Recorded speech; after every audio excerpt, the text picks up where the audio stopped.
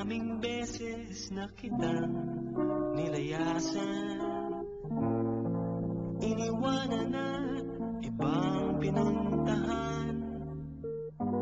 Parang babaeng ang hirap talagang malimutan.